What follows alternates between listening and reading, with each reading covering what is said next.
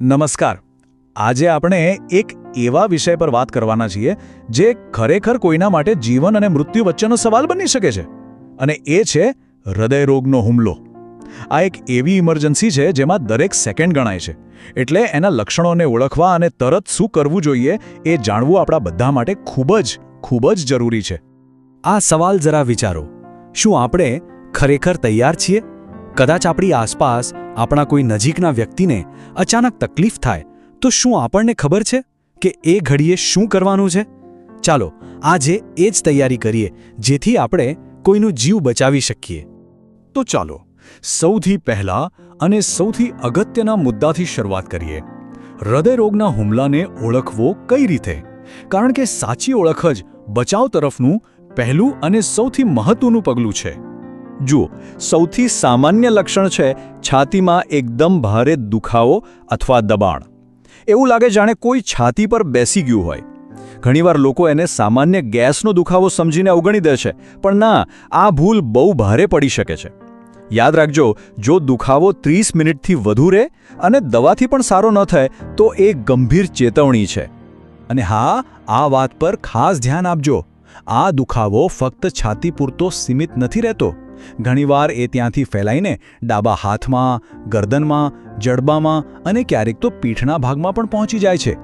જો દુખાવો આ રીતે ફેલાઈ રહ્યો હોય તો સમજી લેવાનું કે પરિસ્થિતિ ગંભીર છે. છાતીના દુખાવા સિવાય બીજા 2 મોટા સંકેતો પણ છે.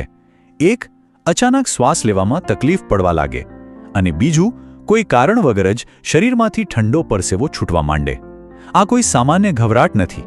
આ શરીર તરફથી એક મોટી ચેતવણી હોઈ શકે છે. તો ટૂંકમાં કહીએ તો આ બધા લક્ષણો પર નજર રાખવાની છે. અને એવું જરૂરી નથી કે આ બધું જ એક સાથે થાય. ક્યારેક તો ખાલી 1 કે 2 લક્ષણ પણ મોટો ઇશારો હોઈ શકે છે. એટલે કોઈ પણ શંકાસ્પદ લક્ષણને ક્યારેય હળવાશમાં ન લેવું જોઈએ. ઓકે, તો લક્ષણો તો આપણે ઓળખી લીધા, પણ હવે શું? એ સમયે એક સેકન્ડની કિંમત છે. તો ચાલો જોઈએ કે એવા સમયે આપણે કયા પગલાં લેવાના છે. એકદમ શાંતિથી પણ ઝડપથી આ 4 સ્ટેપ્સ ફોલો કરવાના છે. નંબર 1, દર્દીને આરામથી બેસાડી દો, વધારે હલનચલન ન કરાવશો. નંબર 2, અને સૌથી અગત્યનું, 1 સેકન્ડનું પણ વિચાર કર્યા વગર 108 પર ફોન કરો. નંબર 3, જો ડોક્ટરે પહેલાથી સલાહ આપી હોય તો એસ્પિરિનની ગોળી ચાવવા માટે આપો. અને ચોથું, આ ભૂલ તો ક્યારેય નહીં કરવાની, દર્દીને જાતે ગાડી ચલાવીને હોસ્પિટલ જવાનું કહેશો નહીં. બસ આ એક નંબર મગજમાં ફિટ કરી લો, 108. આ સૌથી નિર્ણાયક પગલું છે. જરા પણ અચકાવું નહીં, તરત જ ફોન કરવાનો. કેમ કે એમ્બ્યુલન્સનો સ્ટાફ રસ્તામાં જ જરૂરી સારવાર શરૂ કરી શકે છે, અને એ સમય બહુ જ કિંમતી હોય છે. સારું, આપણે લક્ષણો અને શું કરવું એ તો જોઈ લીધું, પણ ક્યારેય વિચાર્યું છે કે આ હાર્ટ એટેક આખરે થાય છે જ કેમ? ચલો એની પાછળનું કારણ પણ સમજી લઈએ. એકદમ સાદી ભાષામાં સમજીએ તો આપણું હૃદય એક પંપ છે જેને કામ કરવા માટે લોહી જોઈએ, બરાબર? અને એ લોહી પહોંચાડતી પાઇપ એટલે કે નળી જ્યારે અચાનક બંધ થઈ જાય, બસ એ જ છે હાર્ટ એટેક. લોહીનો સપ્લાય અટકી જવાથી હૃદયના સ્નાયુઓને નુકસાન થવા લાગે છે. પણ આ બ્લોકેજ કંઈ એક દિવસમાં નથી થતું.